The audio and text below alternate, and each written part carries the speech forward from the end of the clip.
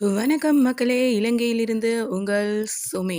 உங்களுக்கே தெரியும் கடந்த 3, 4 நாட்களாக இலங்கையில மிகப்பெரிய பாரிய ஒரு சூறாவளி மற்றும் வெள்ளம் ஏற்பட்டிருந்துச்சு. அதனால இன்றைக்கு டிசம்பர் மாதம் 2ஆம் திகதி 355 உயிரிழப்புகளும் 370 பேர் காணாமலும் போயிருக்கிறாங்க.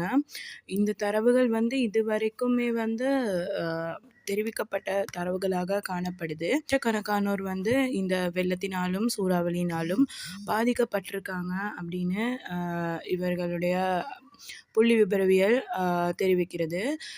உங்களுக்கே தெரியும் மக்களே, என்ன நடந்துச்சு ஸ்ரீலங்காவில் அப்படின்னு சொல்லி.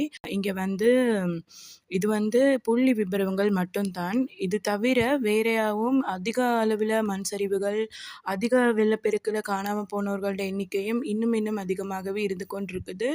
ஆனால் அதுகளை தேடி எடுக்கக்கூடிய அந்த ஒரு சௌகரியமான நிலை இல்லாத காரணத்தினால தான் இவ்வளவுதான் இப்போதைக்கு ரிப்போர்ட் செய்யப்பட்டிருக்குது. நல்லார் ஒருவர் உளரேல் அவர் பொருட்டு எல்லாருக்கும் பெய்யும் மழை இப்படின்னு ஒரு கருத்து இருக்குது. இது ஔவையார் சொன்ன கருத்து.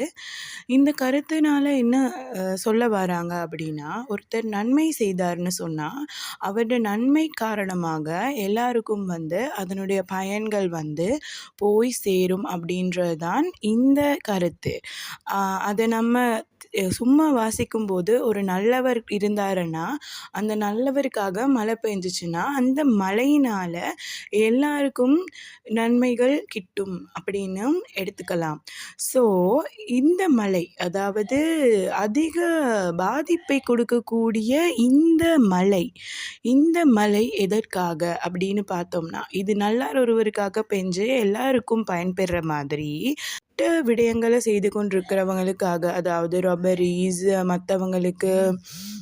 மற்றவங்களுடைய சொத்தை சூறையாடுறதா கொலை செய்கிறவர்களாக இருக்கட்டும், நாட்டினுடைய சொத்துக்களை சூறையாடி அரசியல்வாதிகளாக இருக்கட்டும், இந்த நாட்டில் இருக்கிறவங்க ஒருத்தர் தப்பு செஞ்சிருந்தாலும் அவர் பொருட்டு தான் இந்த பேரழிவு நடக்குது. அதாவது நீங்கள் செய்கிற தப்பை திருத்திக்கோங்க அப்படின்றத தான் இறைவன் இப்படி ஒரு அழிவின் மூலியமாக, அதாவது எப்படி ஒரு நல்லவர் இருந்தால் பயன் எல்லாருக்கும் கிடைக்குமோ அதே போல் ஒரு கெட்டவர் இருந்தால் அவருக்கு கிடைக்கிற பயன்களால் மற்றவங்களும் நாங்கள் எல்லாருமே அதாவது எஃபெக்ட் ஆகியிருக்கிறோம் அப்படின்றத தான் நான் இந்த ஒரு பேரழிவில் இருந்து நான் படித்து கொண்ட பாடம். அதாவது என்னன்னா, கடவுள் எங்களுக்கு சொல்ல வராரு, நீங்கள் தப்பு பண்ணிக்கிட்டு இருக்கீங்க, திருத்திக்கோங்க. ஏதோ தப்பான வழியில் போய்கிட்டு இருக்கீங்க, அதை திருத்திக்கோங்க. அதனால தான் எந்த ஒரு சீற்றம், நான் ஆகுகனா ஆகுவீங்க, நான் அழிகனா நீங்கள் அழிவீங்க. அழகான காற்று வீசும்போது அது தென்றலாக இருக்கும். இதே அது கொஞ்சம் வேகத்தோடு வீசும்போது அது சூறாவளியாக இருக்கும்.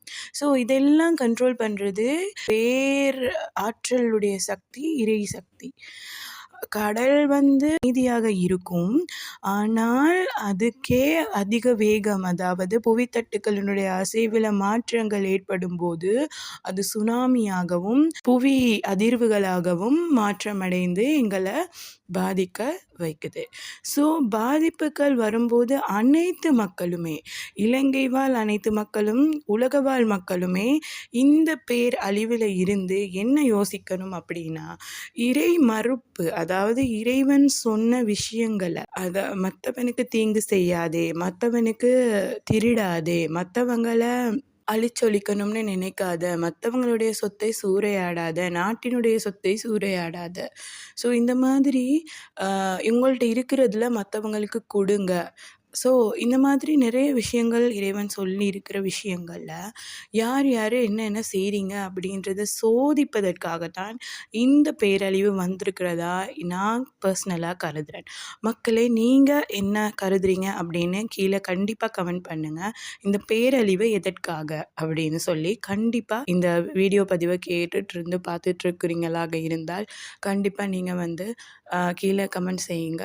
கண்டிப்பாக இந்த ஆபத்துக்கு ஆபத்துக்களுக்குள்ளானவங்க நல்லவர்களாக இருந்தாலும், கெட்டவர்களாக இருந்தாலும், அவங்க செய்ததற்குரிய பயன்கள அவங்க அடைவாங்க.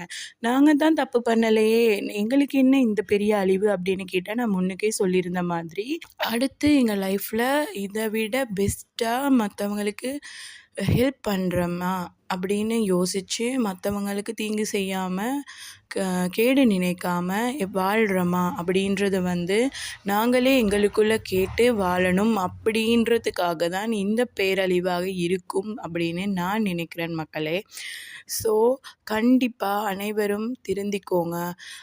இறைவன் எப்படி இரும்ப கடல்ல மிதக்க வைப்பான், வானில பறக்க வைப்பானோ, அதே மாதிரி அவன் நாடினால் இவ்வாறான அழிவுகளையும் தர வல்லவன். அதாவது எவ்வளவு இரக்க குணம் உடையவனோ, அதாவது ஒரு தாய் தன் குழந்தையில மேலே இருக்கிற அன்பை விட அதிகமாக 70 மடங்கு அன்பு கொண்ட இறைவன் தான் ஒரு அழிவை தர்றான் அப்படின்னா, நாங்கள் கண்டிப்பாக ஏதோ பிழை செஞ்சிட்ருக்கோம்னு தான் அர்த்தம். எங்கள் வாழ்க்கையில் ஒரு சோதனை வருதுன்னு சொன்னால் கண்டிப்பாக எங்கேயோ ஒரு இடத்துல பிழை செய்துக்கிட்டு இருக்கோம்.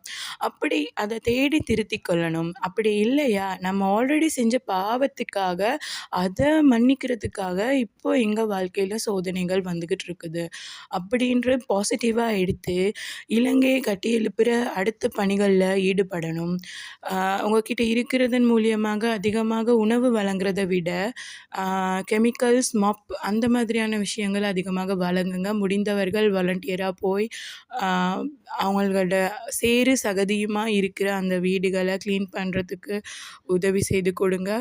உங்களால் முடிஞ்ச உதவிகளை மற்றவங்களுக்கு செய்யுங்க. ஜாதி மத இன பேதமின்றி தான் அழிவு வந்துச்சு. அதே போல் ஜாதி மத இன பேதமின்றி நாங்கள் ஒன்றாக கைகோர்த்து இலங்கையர்களாக இதுக்கு முந்தி வந்த நேரமும் முந்தி வந்த அழிவுகள் இருந்த டைம்லையும் எப்படி நாங்கள் எல்லாரும் ஒன்றாக கைகோர்த்து திரும்பவும் இலங்கையை கட்டி எழுப்பினமோ, அதே போல் திரும்பவும் நாங்கள் எல்லாருமே ஒன்றிணைந்து இந்த இலங்கையை கட்டி எழுப்பணும். முடிஞ்ச அளவு இரத்த தானம் கொடுங்க. நிறைய பேருக்கு உங்களுடைய இரத்தம் உதவியாக இருக்கும். ஒரு சிறு குழந்தையினுடைய லைஃப்பை பாதுகாத்து விட்டிங்கன்னா உங்களோட ஒரு இரத்தத்தினால அந்த குழந்தை வளர்ந்துட்டே போகும்போது அது செய்கிற நன்மைகளில் ஒரு பங்கு உங்களையும் சேரும். அந்த மாதிரி அதிகமாக இரத்தங்களை வழங்குங்க. வழங்க முடியாத ஒருத்தராக இருந்தால் உங்களை அண்டி இருக்கிறவங்களையும் அதை வழங்குறதுக்கான தூண்டுங்க. அதனுடைய நன்மைகளை அவங்களுக்கு எடுத்து சொல்லுங்கள். முடிஞ்ச அளவு நன்மைகளை செய்வோம். நன்மையின் பக்கமாக போவோம். இறைவனுடைய அருளை பெற்றவர்களாக மாறுவோம் அப்படின்னு கூறிக்கொண்டு உங்களிடமிருந்து விடைபெறுகிறேன். நன்றி.